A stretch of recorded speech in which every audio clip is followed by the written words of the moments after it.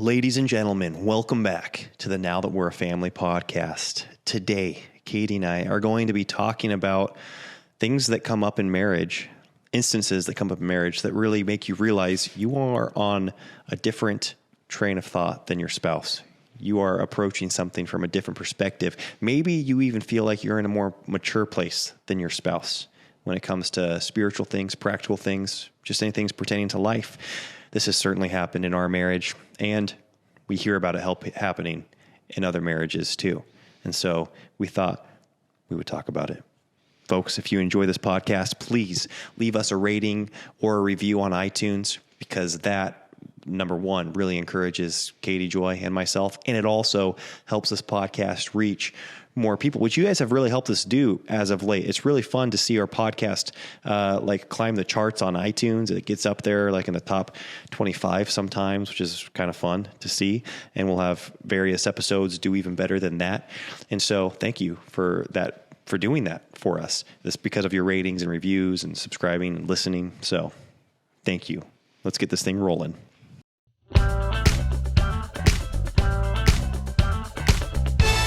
The Now That We're a Family podcast. Here we are excited to be back. We've got our faux wall made, which is fun. And our Now That We're a Family sign is coming soon. Yes. And so we're excited about that.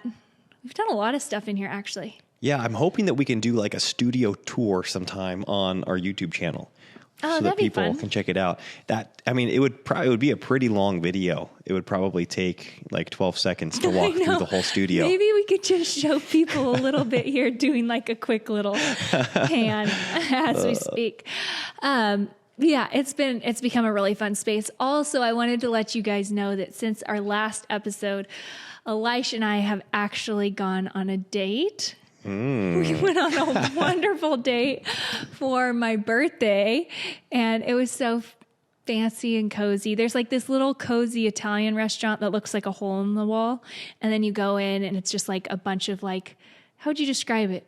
Pillows, and it's all like really cozy, and you each get your own little like cozy area. And anyways, it was a really, really fun date. And then after that, my sister was like, hey, Katie, I want to gift you a free day for your birthday. And so Elisha and I were talking about it, and I was like, you know what I really want to do is go ski.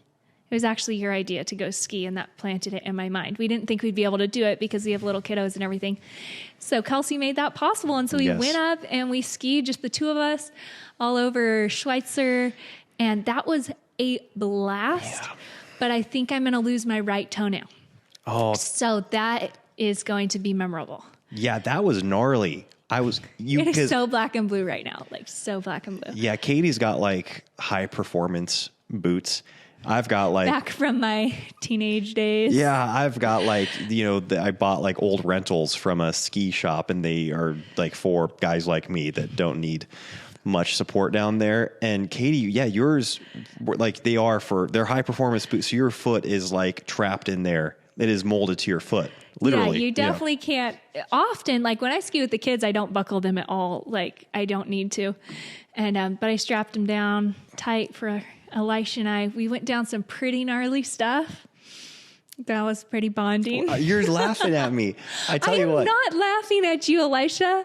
I'm laughing at the experience. Well, it was so awesome. It is a good experience for me every time we go skiing, but it is always a little bit tricky, and it's hard on my ego. It's hard on my pride, because Katie grew up skiing, and her abilities are far above mine when it comes to skiing. She's a superior skier to me. And I started skiing later in life. And I hadn't skied very much at all before I went skiing with you and your family. Which is unreal, because we had no clue. Oh, yeah, right. Are you kidding me? I knew you started skiing as an adult, but I thought it was like years and years prior to going skiing with us. Because we would go down runs that are like unmarked, extreme skiing, and Elisha would just not say anything and follow us. I would say just the Lord's Prayer, and head down the cliff, and it looked terrible. It was a disaster. But I'd get down. You guys just weren't looking behind you. That's the reason you didn't know how bad it was, because I was always the last man down. You guys were just looking down the hill, and I'd ski up next to you. And you're like, "Hey, great job! You skied that." I'm like, I don't know if you'd call that skiing, but I did make it down. Oh man, yeah. Elisha's so gutsy. You just go for it. And you do a good job. He's really coordinated in athletics, so he figures it out. I'm actually not that gutsy. If the choice were mine, I would be a lot more conservative on the mountain. The problem is that we ski with the whole crew. We ski with the family, and they never tell me where we're going or where we're not going. So we get off the chair and we just, head whatever down a cat track, or we start traversing somewhere. And I don't know. I'm always assuming there'll be like multiple options, right? It's like, well, I'll find the easiest route to get down. And half the time you get, way too far down the cat track or traversing. And you're like, well, there's no going back. We did that on our date. Yeah. Like, this is the only way down, unless I'm going to. Like, this is our only option at this point. Yeah. There's nothing easy. So anyways, it was really, really fun. And, you had a good time. I had a blast, because I think I told you after those, I kind of told you I was stressed out. And because I've never been comfortable enough when I'm with your family to say that, to be like, hey, because there's always like 15 people, and I'm not going to be the guy that's like, can we do some like more mild stuff to kind of like ease me into the day? Mm-hmm. But I was comfortable enough, and it was just you. I was like, hey, can we like just take it down, a click, and you can kind of coach me. So then you kind of like stepped into coach mode, which was really helpful. And you really helped me with some of I had some issues. I had some mental roadblocks when it came to turning on the real steep stuff. Well, I was glad you told me, like, hey, you want to tell me stuff about form and stuff like that, and we can work on stuff? Because obviously, like, that's the last thing you want to be as the wife, is like, here, let me tell you everything that you can change, So I was really hesitant to say that. So it ended up being really fun, because I think we both had a blast. And I think when I first got out there, I was so stoked. This is my first time skiing small pregnant, like, over the since we've been married. I've only skied in my third trimester or towards the beginning of it. And so I was just thrilled. I just felt like I was so good at skiing, because it's been such a long time since I've not skied really pregnant. And so I was just like, take me down anything. So I was a little intense in the beginning. I just realized what you're doing. It's so funny. I thought you were like small talking here at the beginning of the episode. But then I realized we were talking about, the topic is that when you're more mature than your spouse in an area of your life.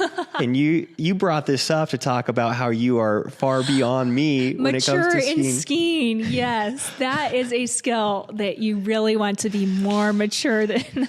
Well, you know what? Not even maturity. I think there are just things in marriage where one person is further along down, I guess you could use the word maturity, but that's such like a serious word, because I think sometimes you are more developed in other areas of life. It's like developed's a good word. It can be in a sport. It can be, it's funny. We just got done, this YouTube video is not out, but we just got done recording a YouTube video on like a grocery haul, like a Azure standard grocery haul. And that's something that I think spouses can be on like differing wavelengths when it comes to grocery budgets, or like health, like what's worth spending money on. When you go organic on certain ingredients, you're like, putting a ×4 to your grocery budget.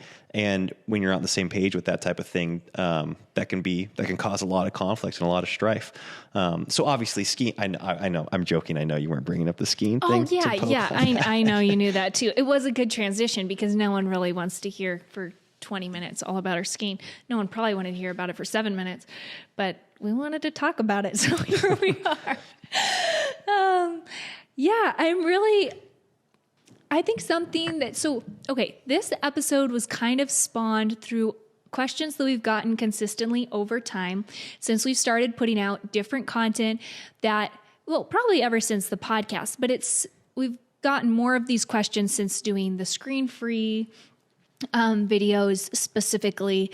And we touching on alcohol on the podcast and some of those topics, we've gotten questions from you guys, our listeners, and often the questions are, okay, so what do I do if I share this conviction and I want our home to have a lot less media in it. But my husband comes home and he turns on the TV and he watches TV. Or what do I do if I don't see the value in video games, but my husband comes home and he grabs our, 10-year-old son and they just want to rush off to the basement and play their video games. Or when it comes to alcohol, how do I get my husband to stop drinking alcohol? We have a lot of kiddos. It's not something I value in our home. And there's just a lot of different variations of these questions. And what's funny, it just because you were bringing up a couple of scenarios with women saying about their husbands, but it's funny because I not so much online, but in person, I get so much from other husbands and fathers of like, man, I would love like to go smartphone free. They basically say like, I would love it if my wife was not on her phone all the time. Like they're like, my wife is always on her phone. How can I get her to embrace like the smartphone free living? And it's been the same thing with health. Yes. I feel like you've gotten quite a few of those in person. Guys come to you and share their concerns about their wives. Yes. Like, how do I get them to embrace this value system? Maybe you shared a value system when you first got married, and now it's like, eat like you're off in an area and you're not super compatible or you don't have the same vision in this area. And I think something that was really helpful for me is this phrase that, because it's such a random phrase, it really stuck in my head.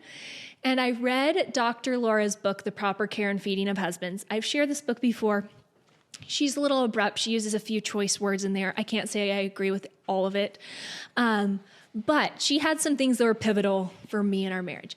And one of the statements that she said is to wives, she puts it, remember what animal you brought home. Okay, it's just really random, but it sticks with you. Remember what animal you brought home. And that is, if you married a man that loves his beer and loves his drinks and, wants to have them as a consistent part of his life, and then you get married and you have kids, and all of a sudden you've changed. He hasn't changed, right? This is the man that you wanted to spend the rest of your life with, and now all of a sudden it's this problem. It's this conflict point. Remember who you married, right? Because they didn't sign up to change whenever you decided to change. And I think that could be helpful when it comes to media. If you married a man that loves his media and it was okay when you got married, then there's no grounds for him to have to change when you have a different value system. Basically, like the only thing left is the delicate art of persuasion. Nice. In marriage and prayer.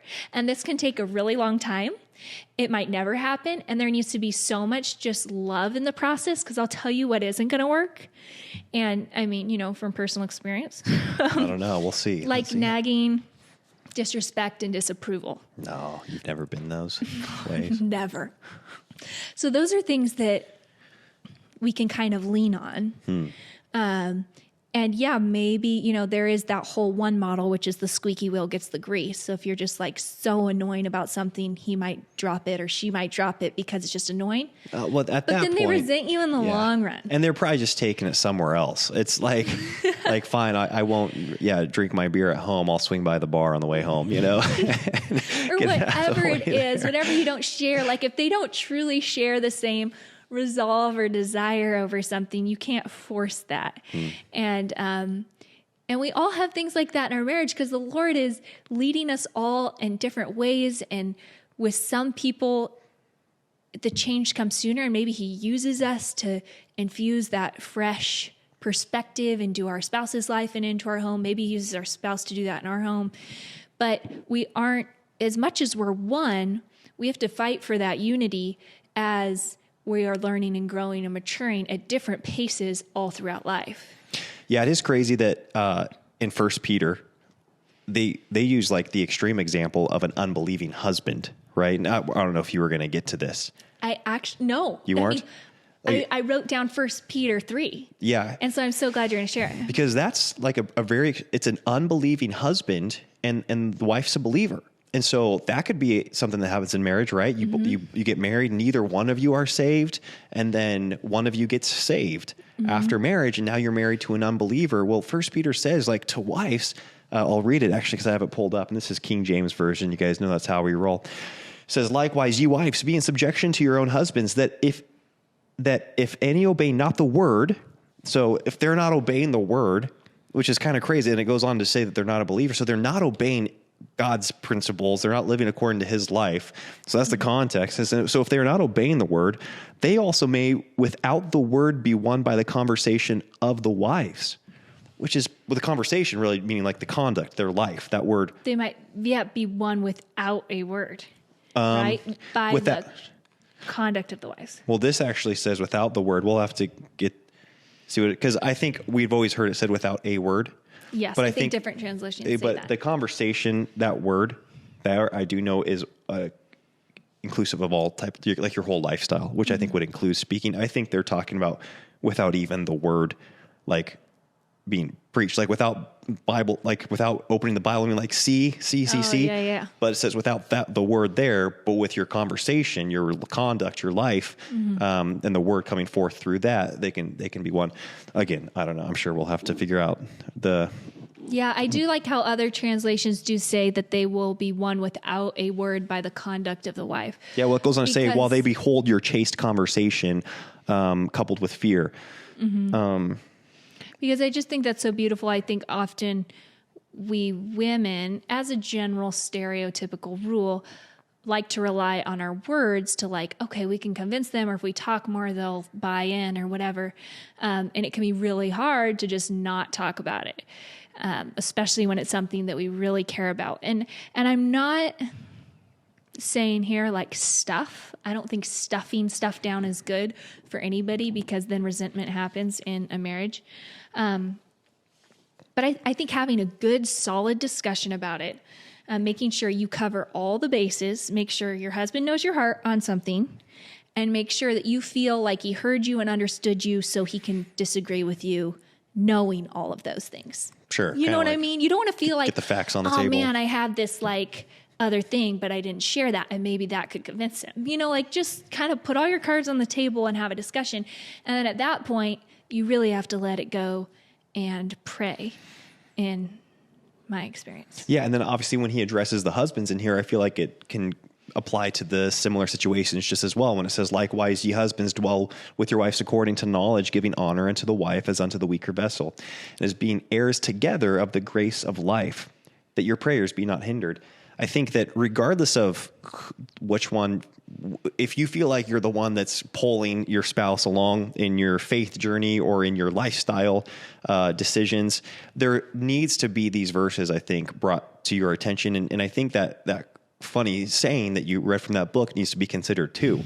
I was like, wait a second, I married this person, and they had habits, they had routines, they had different preferences and different tastes that you probably knew about at the time and were fine with. Maybe you overlooked them because of infatuation, or maybe you overlooked them because you straight up didn't care at that time. Like they were not convictions or concerns to you. And so when you consider that, I think that gives you a lot more patience and grace moving forward. Because the last thing Katie and I are saying is that don't even try to get don't even bother. Like you're just going to live divided the rest of your life, because we are huge advocates. And I think the Bible is too, of seeking unity in all things as a spouse. Like she said, you are one. God made you one. But a lot of times we don't act like it and we don't live like it. And I think it should be our aim and our goal to act and live like it. Just like we're new creations in Christ, but sometimes we don't act like it. I think we should seek to act like new creations in Christ, and we should seek to act united in one as a married couple. Yeah, and I do think, I mean, if you're unmarried and you're listening to this, or if you're engaged and listening to this, this is a good warning or heads up of when you have kids, things get way heightened. Picture this person that you're with right now raising your children, and you can't imagine how you're going to emotionally feel when that happens, but try to talk through some things with that perspective, because maybe it doesn't matter to you at all, but then you have kids and it matters to you. You know, maybe you're totally fine watching this style of movies together, but then you have kids and all of a sudden, 5 years later, you're like, why are you watching that? You know, because they can heighten our conscience, which is a beautiful thing that God's given us. Yes. But don't be shocked if his conscience didn't get heightened in the same way yours did, because that happens a lot in marriage, and kind of like the protective mama bear can come out, and we end up really disrespecting or criticizing our husbands for things that we were fine with before. And I think that's something, and obviously this goes both ways. I'm speaking from a wife's perspective, but something that another book mentor told me is that children can survive. Like, okay, say they see something on TV because TV is playing all the time and it leads to an issue with lust in their lives. Well, children are better, or men or whatever it is, are better able to overcome a lust addiction. They can survive that. They can deal with it. They can work with it before the Lord. But so few men will survive a relationship where the mom disrespects and undermines the dad. And I thought, wow, like that was such an interesting perspective. Wow. Like if you're an undermining wife, which is so easy to fall into for all of us, it's unhealthy. It's less healthy for the kids than they end up with a screen addiction, or with with having to figure out maybe their alcohol balance later in life, or whatever the thing is, that maybe they have a sugar addiction, or whatever it is that we feel like our husband's bringing into the home and is going to wreck our perfect little kids. The most important thing that they see is a biblical hierarchy of authority and love and respect. And I've thought back on that a lot of times. Elisha's an incredible husband, amazing leader, and he always hears me out. I've never had anything where I just feel like, oh my goodness, this is destroying my children. But in the moment, little things can seem like big things. Yeah, I mean, that perspective is one of trusting the Lord. Yes, that's what she draws it back to. Because it's like, that is crazy. God. It's like easier said than done, in that situation. Oh yeah. And just to kind of bring it to our life, the way that this is looked in various seasons, I think a lot of these things these are probably pretty common, because all those things that we've talked about have been an issue in our marriage, whether it comes to media intake and having different standards, and then different quantity ideals. Like maybe I wanted more than what you wanted early on in marriage, and my standards you weren't comfortable with my standards. When it came to media. Also the alcohol thing. We've talked about that, on this podcast before, where that we've had to work through that in marriage, and we've had different beliefs about it, and we're in a great place, of unity and alignment in that right now. And then on the flip side, I think that, and this might be a more common thing too, is that I was a lot more particular at like what kind of church we were going to, and what type of theology we are going to, adhere to, or, or believe, or read, and what different types of Christian books, self-help, or, theology, or those types of things we are going to allow into our home. There was things that maybe different Bible studies that you wanted to be a part of, that you were going through a person's Bible study. I'm like, I'm not okay with that. And you honored me in those things. And so I do think we have worked through a handful of these things, and I can only imagine that we're going to continue working through these things as life goes on. And then another thing we just talked about that, cause again, skiing. Yeah, skiing. No, the health thing. I mean, we talked about this, on the video we just made, but our grocery budget, you were making $75 a week work for our family. And then when you started wanting, it really mattered to you when we had kiddos to put healthy ingredients into their bodies. And I was not at all at the same place you were with that. And I could think of way more enjoyable things to do with that extra $100, per week towards groceries. And yet you were really respectful and patient in that. And I'd say that we are pretty aligned on that right now too. Yeah. And I would say, I think we're aligned theologically now. I think we're aligned with the whole, health, where we're allotting money when it comes to our health. And I think that, I don't know. I think so. Okay. Yeah. Good. I mean, we didn't. Is that just? Yeah, we didn't. But like we believe very different things when we got married. As far like theologically and stuff like that. And I think that like groceries was one that happened later on in marriage where we kind of split. You know what I'm saying? Like when we got married, you knew that I would not talk about certain theological things because I would get so upset about it and just be like, it doesn't matter. We aren't going to talk about this. Yes. I know you're saved. You know I'm saved. Let's go from there. Yes. Right? Yep. Yeah. I mean, I think that's like, that's a great point, Katie, babe, is that it's easy in retrospect to be like, oh yeah, it wasn't emotional. It wasn't passionate, but no, they were areas of true conflict. Yes. Where you would be upset, I would be upset when it came to theology, when it came to media, when it came to like budget and stuff like that. And just taking the theology thing for an example, I didn't feel like Elisha put me in a place where I was going to have to like lose my dignity to conform. Does that make sense? Oh, I mean, I think that's like you don't want to feel like you have to. I mean, there is a time where in marriage you're just like, you know what? I was the fool. I was wrong. Sure. And you just have to eat your words, and that just happens. But if it's in our favor, to ultimately have this unity and not have this I was right, you was wrong. You was wrong situation in marriage, then you want to give them an easy out, an easy way for them to come around. And so Elisha and I would just keep having these questions, and you never made these hard and fast statements about my character or who I was or, putting me down or any of that. And I feel like I was able to kind of read certain books on my own. The Lord worked in my heart in his timing. And I was able to come around to a lot of things where like, yeah, I've been telling you this for like years. Oh, I didn't say I told you so, or I didn't say it like that. I'm saying that's probably what your brain was thinking. Well, what's interesting is that in you saying that, it's funny how, I did real estate, we've done sales, we've done business. And so we've read a plethora of sales books. You go back to like the fundamentals of How to Win Friends and Influence People by Dale Carnegie. And it's like a lot more of those tactics should be brought into the marriage relationship, because they talk about it in sales when you've got a prospective client or buyer, and they're not ready. They don't want your services, or they don't want your items at this time.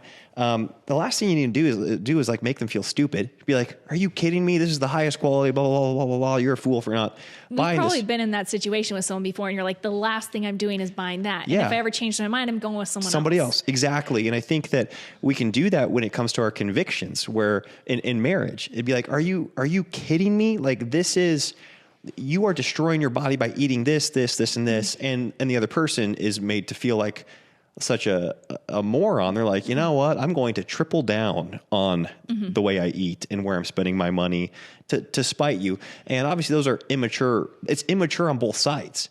Yeah. And that's the point, is that like, even in this like self-seeking or self-satisfying pursuit of trying to get a sale, you have to have this long-term thinking of, okay, they're not ready now, but when they are ready, I want me to be the first person they want to come back to when they're ready to make this purchase.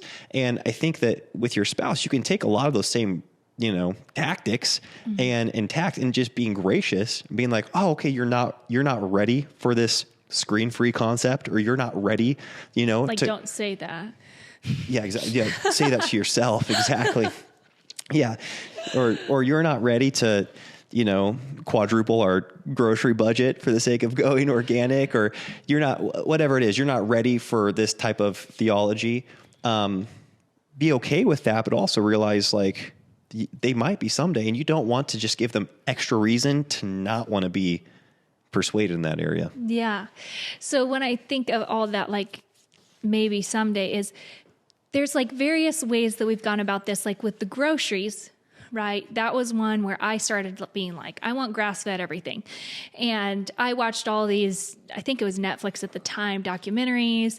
I was considering the whole veganism thing. And finally I was like, you know what? I don't think the issue is animal products in general. I think it's the way animal products are manufactured. And so I kind of went on my own little research tangent. And then I just started talking to you about all that I was learning before we even put our money where our mouth is. We just started having all these conversations. And I think I just started bringing up all the, gnarly facts I was learning. Yes. And then I read a book, and I was, we mentioned it again in that YouTube video that's coming on Thursday, but talking about, what was it? What was the first one? Was it the deep nutrition? Yeah, deep nutrition. I was like, no way. And I wasn't trying to like manipulate Elisha. I just was letting him in on what I was experiencing. And when you have those conversations, and this is helpful for date nights or just maintaining this open communication all the time, is that your spouse is able to stay somewhat on the same wavelength that you are and aware of your journey. So it's not like one of those things where you're having a conversation with someone and they kind of zone out, and 5 minutes later, they're like 20,000 topics away. And you're like, what are we talking about? Because you weren't following along with their train of thought. Yes. And the way that they were just like ping-ponging all over in their brain before they started talking. So I think that that's really helpful, is just having conversations along the way. They might not come to the same conclusions, but in the instance of groceries, you did. Yeah. And it's interesting, just along with the lines of what you're learning, what you're reading, what you're consuming, it's so helpful when it can be an ongoing dialogue with your spouse, because I'm reading a different book right now than what you're reading. And then that's been the case since the beginning of our marriage, is that we're reading something different. We're listening to different things. We're watching different things. And so you can be just like going down this rabbit trail. And by the time you've got like the vocabulary to articulate this new epiphany, you've been marinating in this stuff for weeks or months, or you've read the book and you've listened to all the podcasts and you've watched all the YouTube videos, and you come with this excitement to your spouse. And they're like, where are you coming from? Like, to them, it's coming out of left field, and they have not had this like runway like you have, and you're just ready to take off and embrace the whole lifestyle. And your spouse has not been on the same journey as you. And so I think trying to back up to where you were, well, one, if you can include them in on the journey, like you said, like be aware of what your spouse is reading and share with what you're reading in real time and what you're consuming, then it makes those conversations so much natural. This just happened literally the other day. We were getting ready for bed, and you go, I really want to have this lady on the podcast. She's a Christian sex expert. Do you think we can do that? That's all the information I had. He was kind of zoning out. I needed to get his attention. Yeah, you go, I'm so excited. I really want to have this lady on. And I was like, what are you talking about? We are not having that on our podcast. But you had gone. Still try to get her for the Get It All Done Club. It's going to be women only. Elisha was right. You were right. And it wasn't appropriate for this podcast, but she does have good things to share. Yeah, and you had a long time to learn about her, learn her background, yes, I'd done a lot her of research, Christian 'cause I was skeptical worldview, at and all of those things. But of course, that's like a funny thing, because you honestly, it's not like you were like that close fisted on it. And you're like, oh, no, I need this in my life, and it's so important that we incorporate this into our platform. You're so right. That was so funny. But I think things like that happen all the time in marriages, where one person knows this, influencer's background, and they know their context, and they know where they're coming from, and they're like, oh, you have to watch this video. And you put a video in front of them, they're like, that is obnoxious and annoying. Like, why are you listening to that? But you don't know the whole story. You're like, oh, well, if you knew this and that and this and that. So anyways. Yeah. It's like, no, that's true. It's like every time I go to try to watch football, it's like, I think I'm missing like 27,000 details before this game becomes interesting to me. Okay. So I think when I think of something that becomes kind of like a conviction, maybe like alcohol, I feel like we had this in alcohol before. So if you guys don't know, I think this is a helpful one to talk through. If you guys don't know, when we got married, I knew that my only leverage was prior to marriage. When it came to an ultimatum. So I was like, you have to promise me you will not drink alcohol unless I'm okay with it. And Elisha signed that document verbally. And that was our agreement before we got married. I had to bring that one up like 10 times. It's just funny because before we even started dating, I brought that up. It was such a big concern of mine. And then like 2 weeks to our wedding. I was like, hey, countdown time. What are you going to do here? Oh yeah. You would, cause I hadn't agreed yet. Is that what you're saying? Yeah, you hadn't agreed at that point. Got it. So anyways, stakes are getting higher. And I was like, if I don't get this confirmed before we're married, I'm toast. So anyways, he confirmed that. Then, I loosened up on that, but then alcohol will go in and out of being a stress to me. Like it would just become maybe more habitual in our home than what I would have preferred at certain stages in our marriage. And so I was able to go to Elisha at that point and be like, hey, like this, I'm uncomfortable with this. Are you okay if we kind of change the rules here and change what we allow in our home? And so I feel like we constantly had this little adjusting, and I was able to share my why. And I feel like you just honored me in that. Yeah. I mean, I think at first, but honestly, it was, and then it became the Lord more moving me in that direction, really just from studying the Proverbs.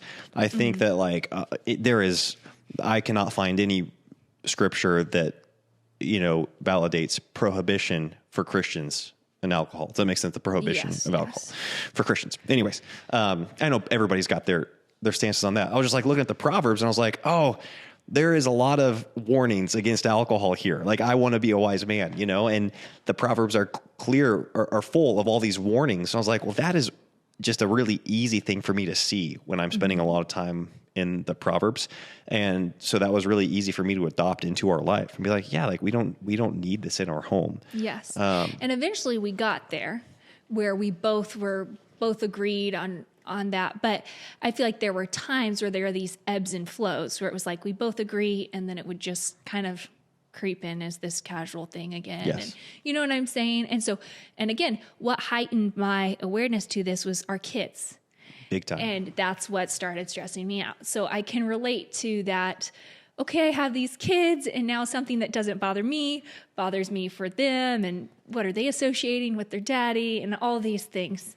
I mean, having a beer in the evening isn't like the end of the world. Yeah, obviously. it never became it wasn't a sin issue, but it was something that I felt uncomfortable with. Yeah.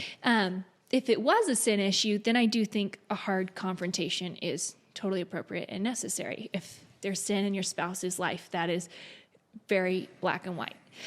You know what I mean? Yeah, I mean, I think that's a good thing to distinguish is like preference. Yeah, drunkenness is one thing. Alcohol, the abuse of alcohol is one thing. The abuse of any substance, is really, it's a huge sin issue.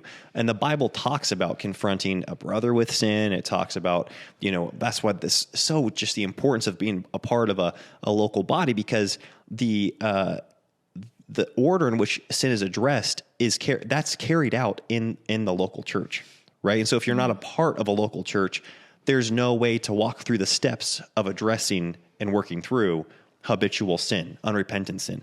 And so when you look at these things that you're, again, like you brought up video games or media, me watching football, like that's one thing. Like if it's something that like, you can't find sin in that. I don't find sin in that. Your husband watching pornography, you're like, this is a sin issue, And so I think it's probably worth really clarifying what we're talking about here. Yeah, I think a lot of us as wives, I don't know, what's a good old movie to watch is Friendly Persuasion. But I think a lot of us can be the woman in that old movie where we elevate, especially as wives, we can get a little self-righteous and we elevate everything that makes us annoyed or uncomfortable or isn't our preference to the spiritual level. And so something that's helpful for me in kind of discerning how big an issue is if, we're talking with someone else about their marriage or something, not like counseling. Okay, we don't Count me out. But we have a lot of conversations around marriage. And it's like, okay, so in biblical discipline, we're supposed to go to the person that's sinning. And then we're supposed to, if they don't hear us out, we're supposed to bring 2 or more members of the church to confront them. Is this something you're willing to bring 2 or more members of the church in on? Or are you going to look like the fool? Yeah. You know what I mean? Like, Yeah. my husband's doing this thing, and then you bring in the church for the discipline, and then it's like, okay, actually, you just look like you're kind of being nitpicky here. Yeah. I think like church discipline is a real thing. So I think if there's an issue and there's a real sin here, then it's worth confronting. But where is that? Yeah, because a lot of times we'd rather just stay on our high horse and complain about our spouse. And just poke down condescendingly about how much better we are. Yeah. And ignore the things in our own lives. So anyways, there's that. I also think there's some like compromise has a place in marriage. And so like with alcohol being like, okay, what is the root issue that's concerning you? Like, is it the kids and having it around the kids? Well, could maybe you get a drink like when we go out on a date night or something like that? Could we keep it outside of the home? Would you be comfortable with that? Presenting different options like that. Or maybe if you feel like it's kind of become an unhealthy, isolating thing, being like, have kind of the opposite. Like, can we just have this if you and I are together? Nice. Or if you're with another friend? Yeah. Because I have these concerns about just you and the substance. Yeah. When you're in the closet with the bottle, it's a little disconcerting. I don't want to make light of this because it's you're right. It's mean? not funny. So there are things like that. There are also things like with media, just not having, okay, your spouse isn't seeing things the same way, going to your spouse and being like, hey, is there any way on Friday night could we do a game night? Or is there any way on Saturday we could have it be a media-free day? Nice. And just take a break from that. Just like presenting different ideas. And maybe you can't have the home that you envision right now totally, but they live there too. And so, or maybe saying, one night a week, could we do a family time where we just read that evening and then they can have their nights where they do their things, but you're able to present another option and maybe come with this like wanting to be unified, wanting to support each other, not this like, like no one just likes to feel like they're lame and you're telling them they're lame for what they're doing or enjoying.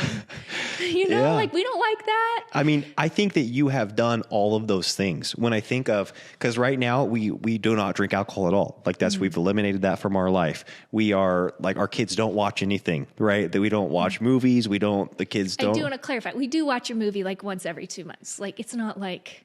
Yeah, and then we repent afterwards and say we'll do better. And, Stop. I feel like people sometimes make these comments like our kids won't see a movie for like 20 years. And it's like, no, like we still show them movies that we like really think they'll have a fun time watching. It's just not like our go-to family night activity. Yeah, we are consistent with a 24-hour Sabbath every week. You shop like organic. I'm just stating a bunch of things that I was not on board with at the beginning of. And you had to like baby step in to these things, first suggesting a Sabbath, being like, okay, I'm like, okay, I can wrap my mind around that not working. Okay. Yeah, that makes sense. And you're like, okay, what if we turn the internet off? I'm like, oh, well, okay, well, and yeah, that way we can just like read and you really eased into that and you've done it with all of those things and you've been persuasive. Like you've won me over and all of those things that maybe you had a preference and an ideal that was out ahead of mine in those areas. And they have blessed our home so much. So it's easy for me to say, like, in retrospect, I'm so glad you stuck with that. Like, I'm so glad you didn't turn me off to those things early on. You didn't come at me guns a-blazing, telling me how much of a fool I was for not embracing it like you were embracing it, because it's blessed our home so much. Well, I genuinely didn't feel that way about you. And that helps too. Like, I have a genuine respect for the man Elisha is. I don't have to drum that up. And so that is very helpful when it comes to presenting things. I know the man he is. I know the way he loves me and our kids and honors the Lord. And so that's not a huge battle. Like if you aren't on the same plane as I am with a certain idea, I do try to think, okay, what can be kind of in it for him? How can he see this as a win? But it's not like I just feel totally deflated because I don't know. I genuinely respect you. So there's that. Which I think can help when it comes to the conversation, because I think I'm coming to you not demeaning you or seeing you as less than if you have a different opinion than I do. Yeah, and that's where it's like it might be the timeline might look different for everybody on your ability to win your spouse over, depending on like you needing to find a way to show respect, to show honor before then you can actually start trying to win them to a new idea. Yeah. And it's way more important that, and I have to remind myself of this with little things that I get like nitpicky over, and I'm sure Elisha does this with me, but it's like to be like, okay, if something happens, if like, okay, your husband and son like bond over watching football, like you get to design your whole child's day. So you can take out all the screens or take out all the candy. And then when daddy brings home the treat or when daddy brings home the movie, or let him be the good guy and let them just bond over it. Have it be this guilt-free, like don't have it be like mama's in the back resenting what's happening. That's so like 10, 100 times worse than whatever activity is going on, or whatever you think might turn into a vice later. Like, just, I can't stress enough our attitudes in the home and how they can just really suck the joy out of our children's lives and our husband's lives. And who do the kids run to and bond to? It's daddy, and now it's daddy versus mommy, and it's just not. It's not a cool thing. I think that something else that popped into my mind when you were talking was social media and YouTube and me working. Those were all things where Elisha saw the unhealth in our home. Yeah, well, before we go into that, because you were talking about, I would just, can you hold that thought? Absolutely. You'll remember it? Absolutely. Because I do want to say from a man's perspective and from the father and husband's perspective, you were talking about how damaging it is when you feel, when the wife can be undermining the husband, and she can be the one that's kind of critical in the background as your husband's bringing home Skittles for the kids or whatever. And on the flip side, I refer to my father all of the time, but being able to see his loyalty towards my mom every day, like unwavering on a daily basis, regardless of how my mom was behaving in a certain situation, or, maybe she was going through an emotional time or she was being unreasonable. And so many dads use that opportunity to make a smirk to their kids, be like, this is the crazy lady I have to live with. And it's so disrespectful and dishonoring when we're told to honor the wives, as the weaker vessel, and to cherish them and to live with them according to knowledge.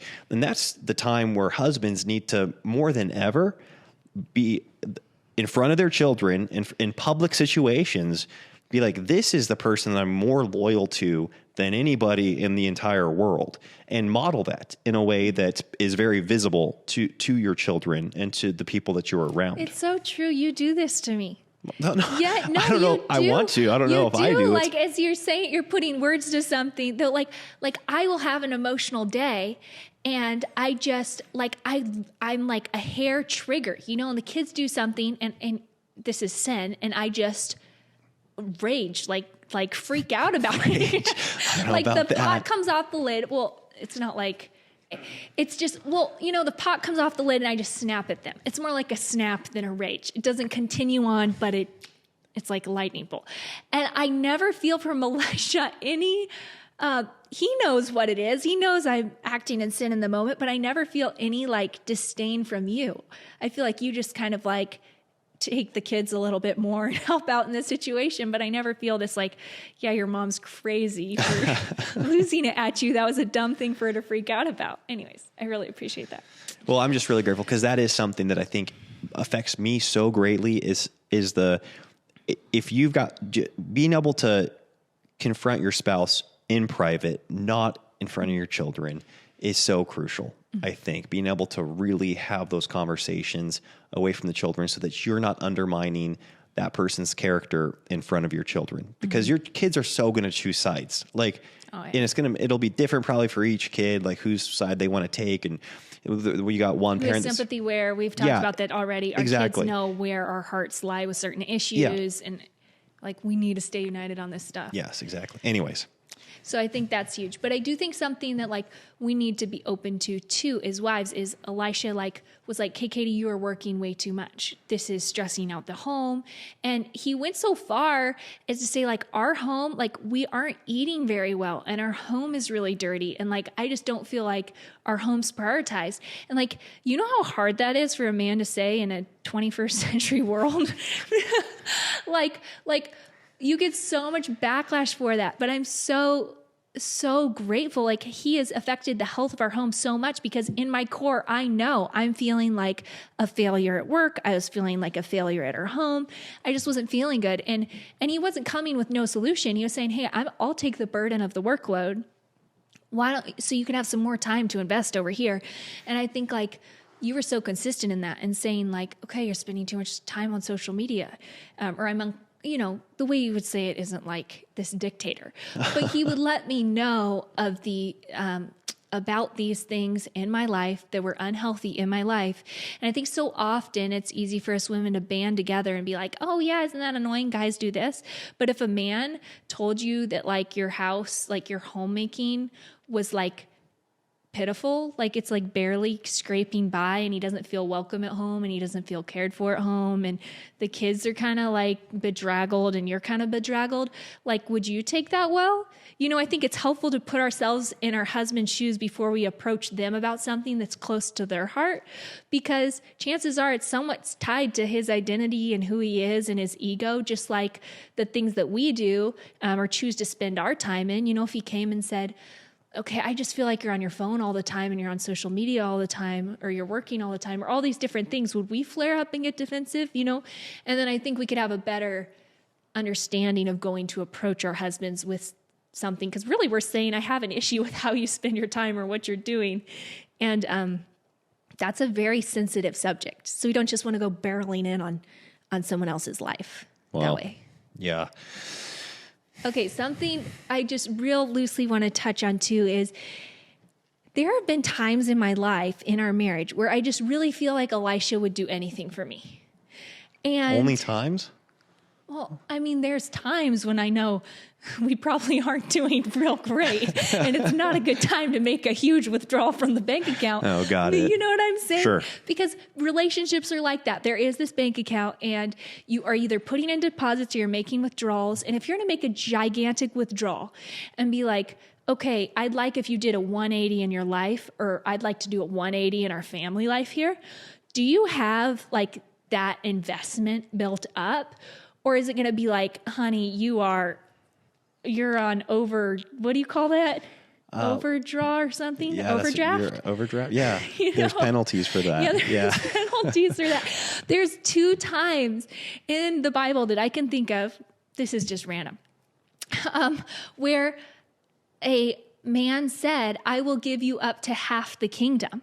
Like, would your husband give you up to half the kingdom if you asked for it? Because that might be a good time to ask for half the kingdom.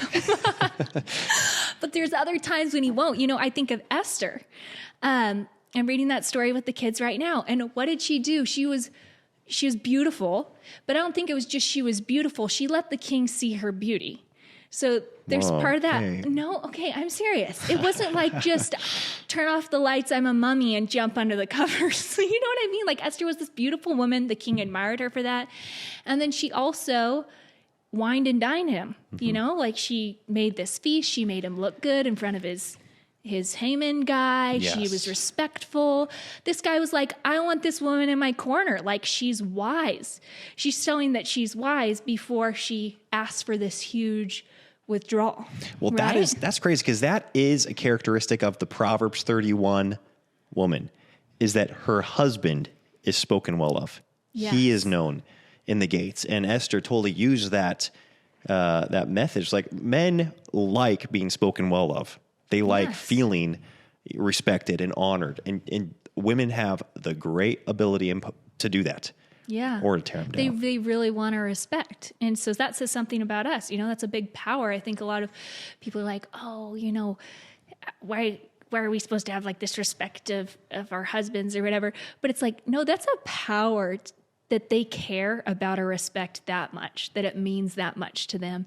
And if Esther went in guns a-blazing and was like, you're a total fool, you're going to kill all my people, you're going to kill me, it made him look bad and like this total idiot for making this law and listening to this guy, like, she wouldn't have gotten anywhere.